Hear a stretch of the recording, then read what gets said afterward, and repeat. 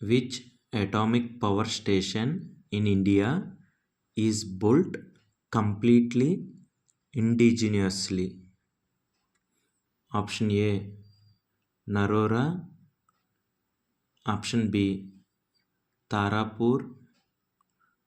Option C, Kalpakkam. Option D, Rawatbhata.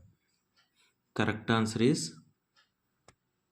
option C, Kalpakkam. Which atomic power station in India is built completely indigenously? Kalpakkam atomic power station in India is built completely indigenously.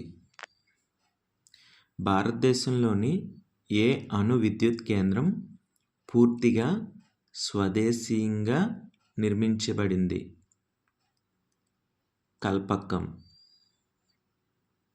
భారతదేశంలోని కల్పక్కం అణు విద్యుత్ కేంద్రం పూర్తిగా స్వదేశీయంగా నిర్మించబడింది.